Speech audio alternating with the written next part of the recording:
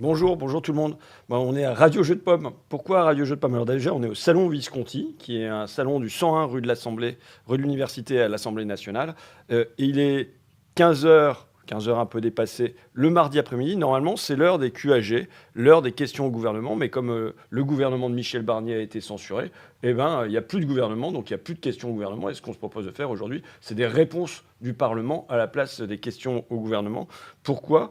Parce qu'on pense que à l'heure où les chefs de parti et les présidents de groupe sont à l'Élysée, il faut déplacer le pouvoir de l'Élysée vers l'Assemblée, et c'est ici que ça doit se passer. Donc on va avoir une série de discussions avec des députés. Il y en a déjà 2 qui sont là derrière les écrans, avec Sophie, qui vient de nous confier quel était son rêve depuis toujours, qui était de faire la voix de FIP. Et donc Sophie, je l'ai appelée. Donc petit salut à toutes les voix de FIP qui nous énervent et à la fois nous font du bien quand on est dans des embouteillages. Le jeu de pommes, le 20 juin 1789, c'est le moment où les députés s'affranchissent du pouvoir royal. Et bien nous, il s'agit qu'aujourd'hui, on ait des députés qui s'affranchissent du pouvoir présidentiel et que ça soit plus dans les petits salons de l'Élysée avec Macron qui donne l'ordre du jour, qui propose un accord de méthode et un programme de gouvernement alors que ça fait 6 mois qu'il a allumé des incendies dans le pays et qui se présente, le pyromane qui se présente en pompier. Il faut lui dire, c'est plus toi qui as les cartes en main, c'est nous députés qui avons les cartes en main, c'est nous qui construisons la majorité. Pouvez-vous nous faire un petit rappel du serment du jeu de pommes, monsieur le professeur d'histoire Alexis Corbière, Alain Decaux? Alors Alain Decaux, il y a des gens, on s'est rendu compte tout à l'heure, ils ne connaissent pas. Ça y est, on est vieux, quoi. C'est un temps que les moins de 50 ans ne peuvent pas connaître. Il y avait André Castelot et Alain Decaux, ils avaient une émission en noir et blanc, ça s'appelait La caméra explore le temps. Vous m'avez demandé, Sophie, François, d'apporter un peu de culture dans cette émission de brut. Il y a les États généraux. Je fais le prof d'histoire de 3 minutes. Les États généraux, le 5 mai 1789, Louis XVI, vous savez, ça fait 400 ans que ça n'a pas été réuni. Il réunit les représentants du Royaume de France parce qu'il est endetté. La dette s'est creusée, ça nous rappelle quelque chose. Il veut lever de nouveaux impôts, etc. Bon, il les réunit tous au château de Versailles dans une salle. C'est la salle dite des menus plaisirs. En fait, quand on est au château, c'est une salle qui est à l'extérieur. C'est là où il rangeait les décors. Les menus plaisirs, c'était les décors du roi. Dans cette grande salle, il réunit, ils sont 1200 représentants des États généraux. Ça commence le 5 mai. Ça se passe pas très bien parce que notamment ceux qui sont les représentants du tiers-État, entre autres du peuple, sont pas tout à fait d'accord. Et tout ça fait qu'un jour, le 20 juin, il y a une salle, il y a un gymnase à côté, où à l'époque on joue au squash de l'époque, le jeu de pommes. Et dans cette salle, le 20 juin, ils y vont, là, ils sont 576, c'est marrant comme le chiffre de 577 députés un peu là. Notamment ceux qui sont les représentants du tiers-État, des plus populaires, on va dire, même si c'était des avocats, etc. Et ils décident, c'est ce que tu viens de dire, de faire quoi? De dire on va donner une constitution à la France. Il n'y avait pas de constitution, c'était uniquement le pouvoir royal. Et en gros, la souveraineté passe des mains du roi, de la tête du roi, aux représentants de la nation. Et c'est vraiment le point de départ de la vie parlementaire. C'est-à-dire que qui a le pouvoir? C'est plus le monarque, c'est ceux qui représentent le peuple. Qu'est-ce que l'Assemblée nationale? Réponse, c'est là où se réunissent les députés. Point final. À ce moment-là, ça va être dans cette salle. Ils vont retourner après au château de Versailles, puis après pour la suite, à côté du château du Louvre, à Paris, là où il y avait la salle des manèges où on faisait tourner les chevaux, ils vont construire des tribunes et ça va être la grande Assemblée nationale où va se dérouler les choses. Et alors, je termine parce qu'à l'Assemblée, il y a un truc qui est superbe, je ne sais pas si tu l'as montré, si vous l'avez montré, c'est 3 jours plus tard, le 23 juin 1789, ils retournent dans la salle, ils ont décidé de prêter serment, de donner une constitution à la France, de ne pas se quitter tant qu'il n'y aura pas une constitution, etc. Nous ne sortirons d'ici que par la force des baïonnettes. Alors, et le 23 juin, il y a un super truc, un bronze, si un jour Ruffin nous amène à l'Assemblée, allez le voir, du sculpteur Jules Dalou. Dalou, d'ailleurs, c'était un communard, c'était un personnage magnifique. C'est fait pour le centenaire de la Révolution française, en 1889. C'est un grand bronze. Pour dire que le 23 juin, donc 20 juin, serment du jeu de pommes, 23 juin, les représentants, ils reviennent là, à Versailles. Le roi veut qu'ils s'en aillent. Il leur envoie notamment le marquis de Drebrézé, c'est son représentant, son chef de cérémonie, qui va leur dire partez. Et celui qui est le premier président de l'Assemblée nationale, c'est Bailly, c'est un scientifique. Alors, il est là, le représentant du roi est là, puis il y en a un qui se lève, une espèce de type qui a du coffre, là, c'est Mirabeau, et il dit au représentant du roi, allez dire à votre maître que nous sommes ici par la volonté du peuple et que nous n'en sortirons que par la force des baïonnettes. Et Drebrézé retourne voir le roi, il dit, ils veulent rester, et le roi dit, ils veulent rester, eh bien, foutre qu'ils restent. Et à partir de là, la Révolution française commence. Bref, ce débat-là, qui a le pouvoir? Est-ce que c'est le monarque?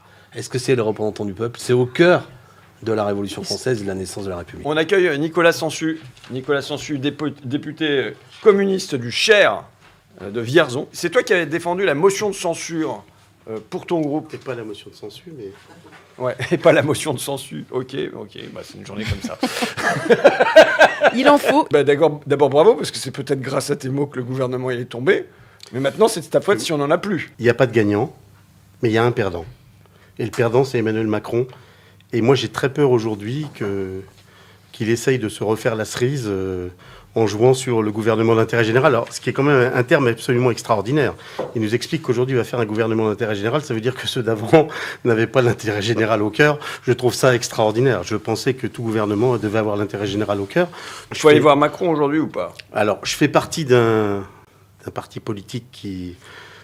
et j'en suis fier, qui a décidé d'aller à la bilatérale. Alors, ça ne me pose pas de problème parce que aller voir Macron, quand on est invité, quand on s'appelle le Parti communiste français, qui est un parti institutionnel, ça ne me pose pas de problème. Y aller dans le cadre d'une multilatérale, je l'ai dit ce matin à mes collègues députés et sénateurs, je pense que ce n'était pas une bonne idée.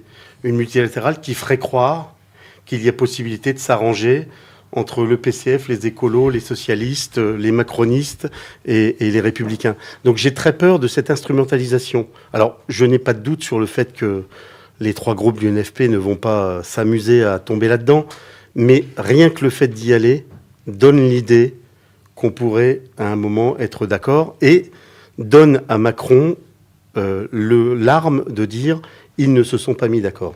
Et ça, je trouve que c'est pas une très bonne idée. Le message peut être simple, il serait d'autant plus simple si on le portait tous ensemble. Et l'idée, c'est quoi? C'est un gouvernement de gauche, NFP. Moi, je reste sur Lucie Castet parce que je suis quelqu'un je dois être un autiste Asperger, mais quand on me dit faut faire comme ça, je fais comme ça. Et je pense que Lucie Castet était la solution en juillet. Je vois pas pourquoi elle serait pas la solution en décembre.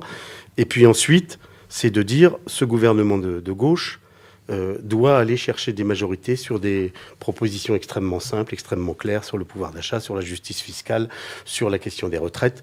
Et puis, advienne que pourra, en prenant l'engagement, parce que je crois que c'est un engagement essentiel, de ne pas utiliser le 49.3. Et à partir de ce moment-là, il n'y a pas besoin de censure s'il n'y a pas de 49.3, puisque si ça ne passe pas, ça ne passe pas. Et en tout cas, je crois que ça aurait été de bonne politique que les quatre groupes y allaient ensemble. Bon, ne faisons pas croire qu'il va y avoir une grande alliance. Moi, quand j'entends certains, y compris chez moi, expliquer qu'il faudrait un gouvernement d'union nationale comme à l'après-guerre, on avait fait la guerre ensemble contre les Allemands. Là, ça fait 7 ans que Macron fait la guerre au peuple. Donc, c'est pas tout à fait la même réalité. Donc, je pense que l'Assemblée doit reprendre le pouvoir. Et donc, l'Assemblée reprend le pouvoir. Ça veut dire qu'il faut qu'Emmanuel Macron nous laisse un moment faire. On a un membre du bloc central qui est là. C'est plus que le bloc central à lui tout seul. Ça te va d'avoir un communiste autour de la table, Stéphane? Stéphane Viry, je me permets, tu étais aux Républicains. Ouais. Tu as quitté les Républicains, le groupe Les Républicains, là, à l'entrée du nouveau mandat, était passé chez Lyot. J'observe qu'Emmanuel Macron est de retour au centre du jeu, alors que c'est lui qui a fracassé le jeu. On a 147 milliardaires. On sait que si on prend un impôt sur le patrimoine à 2%, ça rapporte 13 milliards. On touche personne. On va être très clair. Hein. C'est ni toi, ni moi. Et franchement, je trouve que ça aurait été un signe extraordinaire. Extraordinaire. Et en plus, c'est un signe qu'aurait pu faire Flores dans le reste du monde. Je trouve qu'on fait une erreur fondamentale. Ce qui s'est passé en novembre, c'était dans la configuration de novembre. Après, je pense qu'avec François, on partage cette idée qu'il faut impérativement trouver des recettes pour le pays par rapport à des besoins pour répondre à des préoccupations. Cet argent, on ne pourra le trouver que chez celles et ceux qui ont la capacité à contribuer. Les plus fortunés et les grandes entreprises. Moi, j'étais plutôt favorable à cette idée qu'il y ait une sollicitation. Alors, est-ce qu'elle est exceptionnelle ou est-ce qu'elle est durable de la part... Ce qui est bien, c'est qu'en matière d'impôt, quelque chose d'exceptionnel devient vite durable. Peut-être, François. Mais en tout cas, moi, un homme qui pense à droite, je n'étais absolument pas hostile. Bien au contraire, je l'avais demandé à ce que les plus gros revenus français contribuent et à ce que les plus grandes entreprises, on parle des super profits, soient effectivement sollicitées pour verser une contribution fiscale compte tenu de ce qui se passe. Donc moi, sur ça, on peut trouver un point d'accord. On va accueillir Léa Balage-Mariki, qui est la porte-parole du groupe écologiste et social. Toi, tu as une mission d'information là Ouais. sur le gouvernement démissionnaire. En gros, on a voulu savoir, avec un co-rapporteur qui est macroniste, on a voulu regarder ce qui s'était passé pendant la période de gouvernement démissionnaire de cet été, où Macron nous avait parlé de trêve olympique, trêve paralympique, trêve de lui-même, je sais pas quoi. Donc il avait mis, après plus de 2 mois quasiment, à nommer un Premier ministre puis un gouvernement. Donc on a voulu regarder ce qui s'était passé. Est-ce que le gouvernement de Gabriel Attal avait fait n'importe quoi ou pas, parce qu'il n'y avait pas de Parlement pour pouvoir le faire tomber, vu qu'on ne siégeait pas et qu'il était déjà démissionnaire. Et puis là, on a un gouvernement qui est démissionnaire depuis mercredi dernier. Et donc, qu'est-ce qu'ils peuvent faire et qu'est-ce qu'ils n'ont pas le droit de faire non plus dans la période. Et c'est un rapport qui dit bien qu'en fait, un gouvernement, il n'est là que parce qu'il a légitimité. Dans la Ve République, c'est une spécificité du président de la République, mais on reste un régime parlementaire, de la capacité du Parlement de lui donner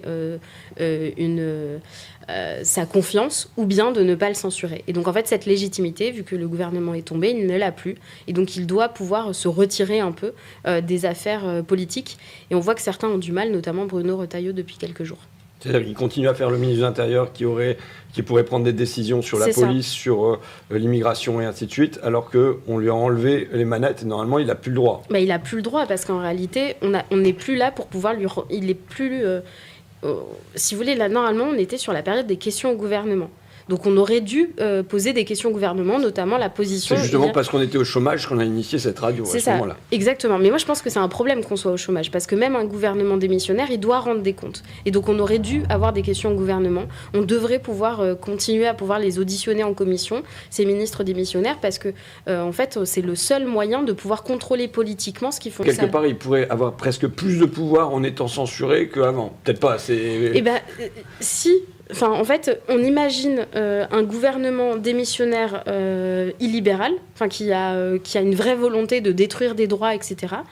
A priori, il n'y a rien, il n'y a aucune corde de rappel politique à l'égard de ce gouvernement démissionnaire. Il peut y avoir des cordes de rappel si on fait des recours, etc.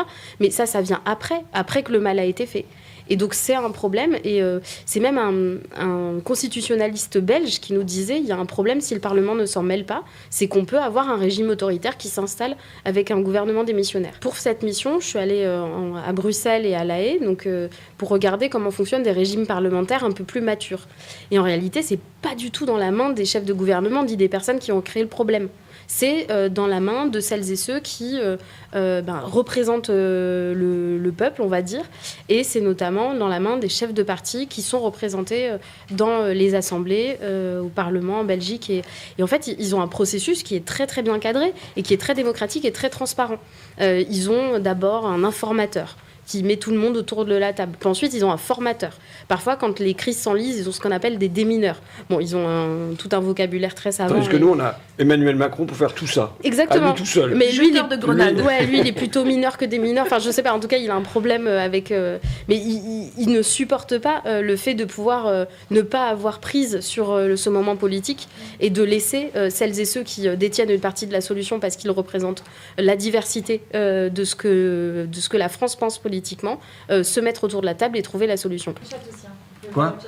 Il faut nous mettre des trucs en évidence ou bien il faut m'apporter des lunettes parce que si je vois, mais les gens ils font plutôt, j'ai regardé de loin, ils font plutôt des commentaires pour dire qu'en gros c'est bien que les gens y dialoguent, est-ce que ce qu'a décrit Léa Balage sur le fait que finalement le gouvernement démissionnaire il pourrait continuer à exercer du pouvoir, voire plus de pouvoir, les gens se demandent beaucoup si ça peut être une forme de coup d'État et moi, j'ai pas compris le concept d'un chat, ce qui est possible. Je pense à 2 questions. La première, c'est la crise fiscale. On a Bruno Le Maire et Emmanuel Macron, les Mozarts de la finance, qui nous ont mis 1000 milliards de dettes en plus. On a un déficit public qui bat tous les records. Est-ce qu'on va chercher l'argent là où il se trouve ? Est-ce qu'on fait le retour d'un impôt de solidarité sur la fortune ? Tu vois, moi, je suis assez à l'aise. Et pourtant, le MoDem, c'est plutôt... On dit toujours le MoDem, c'est de la centre-droit, etc. Mais quelqu'un chez nous, comme Jean-Paul Mattei, qui est notaire, MoDem, qui a la commission des finances, il décrit ce que tu décris toi. Et il a échoué face à notre propre majorité. Et donc, on doit élargir la majorité. C'est-à-dire qu'on doit aller chercher, et peut-être qu'au MoDem, on trouvera des gens, là, sur ce sujet-là, les super profits, c'est en gros ce que défend Mattei depuis des années. Alors, il prêche aussi un peu dans le désert, alors peut-être moins fortement que ce que tu pourrais le vouloir ou d'autres, mais il y a bien forcément un moment où les très riches, il faut les faire payer, parce qu'il y en a qui crèvent de faim, quoi. Et donc ça, on doit pouvoir aller chercher sur des bords qui ne sont pas forcément ce qu'on appellerait les bords de la gauche. Moi, je te propose un chemin. Je ne dis pas qu'on va être d'accord. Je propose un chemin qui consiste à dire qu'aujourd'hui, nous sommes dans une... Je te parle même pas de 6e République, là. Là, je fais ça dans le cadre de la 5e, hein, pour être clair. Je propose un chemin qui consiste à dire qu'il faut changer la présidence de ce pays. Parce que Macron a montré qu'il était dans l'incapacité de le faire. C'est la démission de Macron. La démission, bah, oui. Enfin, je pense qu'à un moment donné, enfin, même dans une boîte ou n'importe qui, ou un maire, enfin, à un moment donné, tu as des maires, enfin, moi j'en ai connu quelques-uns, quand tu n'es plus capable de pouvoir remplir ta fonction, bah, tu bouges, quoi. C'est la vie, c'est pas grave, c'est pas gênant, ça a existé. Enfin, en plus, c'est compliqué ce que tu me fais dire là, parce que je considère que Macron n'est pas De Gaulle. Il n'a pas la dimension historique, il n'a pas. Non, parce qu'il pourrait. C'est un point d'accord. Non, parce qu'il pourrait avoir cette sortie-là. Il pourrait dire à la De Gaulle, moi, je suis un homme qui veut marquer l'histoire, et je veux marquer l'histoire, donc je mets les habits de quelqu'un qui a profondément marqué l'histoire de ce pays, qu'on soit d'accord ou pas avec lui. Il n'a pas cette dimension-là. Par contre, il provoque un chaos politique, et c'est lui qui le provoque, c'est pas nous. Donc, je vais pas moi me prendre la responsabilité qui est la sienne. Par contre, je pense qu'il faut qu'il s'en aille. Il faut reconvoquer le peuple pour pouvoir donner son avis, quitte à perdre, mais ça doit s'accompagner aussi d'une remise à plat des équilibres qui sont à l'Assemblée nationale.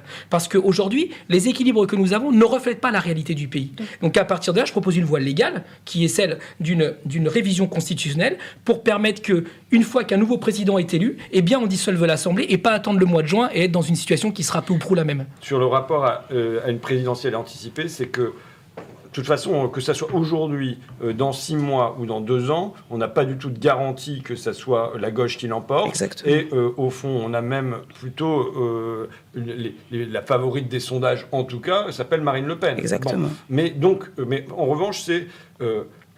moi, je serais pour que Macron planifie son départ. Exactement. Qu'il ne fasse pas de la même manière que quand il fait la dissolution de l'Assemblée nationale, il aurait très bien pu dire en juin, écoutez, vu la situation de blocage, je vous propose qu'on se donne rendez-vous dans les urnes au mois de décembre. Et vous aurez 6 mois pour discuter de projets entre partis, avec les citoyens, avec les associations, les syndicats, et que ça soit projet contre projet contre projet. Enfin, parce que je pense qu'il y en a 3 projets dans la société. Je suis complètement d'accord. Mais comme les 3 blocs à l'Assemblée. Là, il pourrait très bien... moi, je serais pour que Macron quitte l'Élysée.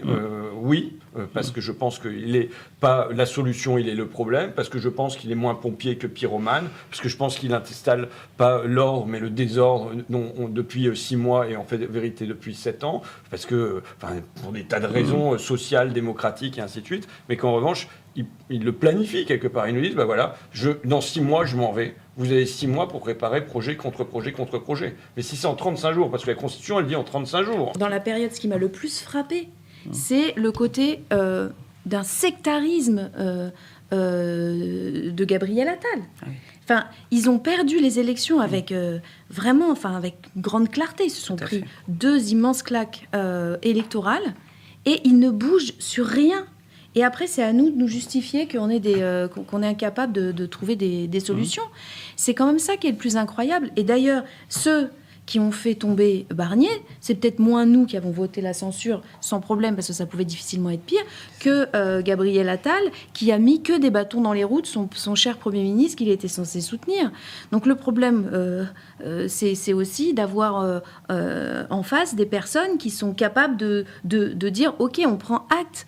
Du résultat des élections du 7 juillet. Et à la fin, les gens nous disent en fait, voyelle, on vote contre toutes vos recettes. Et puis à la fin, pourquoi vous censurez ? Vous avez fait juste un 49.3, vous avez repris aucun des amendements qui a été porté par la gauche. Aucune des recettes qu'on a proposées n'a été retenue. Donc je ne vois pas comment on peut travailler. Et puis je crois qu'il faut aussi éclaircir les choses. Quand la gauche et la droite, c'est pas la même vision de la société. Moi, je me suis construit là-dessus. C'est-à-dire que quand on est quelqu'un qui porte à gauche, on porte la justice sociale, on porte la redistribution. Moi, j'ai été prof de lycée pro pendant 26 ans. Moi, je suis profondément attachée à l'école de la République, justement au fait que on peut avoir cette école qui peut faire réussir, qui vous permet d'être quelqu'un. Moi, je me suis construite comme ça. Moi, je suis une enfant d'immigrés. J'ai grandi dans un quartier melting pot. Mon père n'a jamais été à l'école. Et pourtant, il a une fille qui est devenue prof de français, qui est aujourd'hui à l'Assemblée nationale. Moi, je pense que c'est aussi ça, la beauté de la France. Et moi, je ne partage pas la vision des Attal, des Wauquiez, ou quand on entend Éric Woerth, qui nous a quand même dit pendant le débat, vous voulez appauvrir les milliardaires. C'est ça, leur vision des choses. C'est pas la nôtre. Donc, un gouvernement de coalition ou d'intérêt général où tu fais de la droite, de la gauche, ça n'existe pas. On l'a vu pendant le budget. Ça n'existe pas. Ils sont pas sur les mêmes dispositions que nous. Ils défendent pas la même chose. Donc moi, je suis très claire. On ne peut pas participer à un gouvernement où tu as un bout de chaque, parti qui sont présents à l'Assemblée nationale. Parce que ça veut dire qu'en fait, tu fais le truc UMPS du RN. C'est ça. En fait, tu valides la thèse qu'on est tous les mêmes et que finalement, au gré des opportunités, on ne porte pas la même chose. Non, on ne porte pas la même chose. On ne porte pas la même vision du monde. On ne porte pas la même vision de la société. Normalement, on a un dernier invité et maintenant, Thierry Benoît, il vient ou pas? Non, je ne crois pas. Ah d'accord. On avait un dernier invité qui était un homme de Horizon. On aurait pu lui poser des questions sur la série Dans l'ombre, co-rédigée par Édouard Philippe. Mais moi, je ne l'ai pas vu. Bon, bonjour. Bonjour, Anna. Ah, mais en même temps... C'est le bordel, là. Non. Moi, je pense qu'il doit y avoir la clarté de message de ceux qui sont allés à l'Élysée aujourd'hui, qui en sont toujours pas sortis. On a des nouvelles ou pas? Ils viennent de sortir. Ils viennent de sortir. On va leur laisser la parole. Mais j'espère que, honnêtement, j'espère que ce qu'ils vont dire, c'est on n'y va plus. On va plus autour du roi Soleil, Emmanuel Macron. On veut que ça se déroule à l'Élysée, éventuellement à Matignon, enfin quand même surtout à l'Élysée, et avec un certain nombre de points clés sur lesquels on ne transigera pas pour construire une majorité. On les répète pour être bien sûr. Ouais, on les répète. Donc les recettes, on est vraiment dans une crise fiscale. Quand Alexis est venu nous faire son cours, la crise de la dette en 1789, elle est notamment due à la guerre d'indépendance aux États-Unis qui a été financée par le Royaume de France. Et donc le roi est dans une grave crise fiscale, il lui faut lever de nouveaux impôts. Et ça fait un point commun avec la situation dans laquelle on se trouve aujourd'hui. Parce que si on ne lève pas de nouveaux impôts, non seulement on ne va pas combler le déficit, on ne le comblera jamais complètement, mais surtout on n'aura pas de quoi financer les services publics et on aura encore moins de quoi investir sur l'avenir, investir notamment sur la transition écologique. Donc la grande question quand même est la question de la crise fiscale et de où est-ce qu'on va chercher l'argent. Bon. Et ensuite il y a la question des retraites. Ça me semble essentiel. On ne peut pas transiger sur quelque chose dont on sait qu'il y a une majorité à l'Assemblée nationale et dans le pays. Voilà, majorité dans le pays, majorité à l'Assemblée nationale, abrogation. Et troisième point, qui est quand même un point clé, je le disais, sur la question du travail tout à l'heure, l'Observatoire des inégalités qui disait 5 millions de pauvres, notamment parce que le travail, ça a permis de sortir du chômage, mais ça ne permet pas d'en vivre. Donc il faut que les gens puissent vivre de leur travail, bien en vivre et pas en survivre. Et donc c'est la question des salaires, notamment de l'inflation qui est venue grever de 7% à peu près les salaires. Et donc j'ai vu beaucoup de messages passer sur le chat là-dessus. Oui, il y a le SMIC, mais il y a beaucoup de gens qui sont un peu au-dessus du SMIC et relever le SMIC ne suffit pas. Donc il y a la question de relever tous les salaires, peut-être entre 1500 et 2500 euros, mais enfin que dans toute cette fourchette-là, quand la gauche arrive, on sent qu'il y a un mieux, que c'est une respiration, qu'on va pouvoir payer le poney et d'autres activités pour ses enfants, qu'on va pouvoir partir en vacances l'été, qu'on ne sera pas obligé de se serrer la ceinture tout le temps pendant qu'il y en a d'autres qui se gavent, quoi. Partons sur les basiques. La base. On va y arriver, on va se bagarrer, on va y arriver.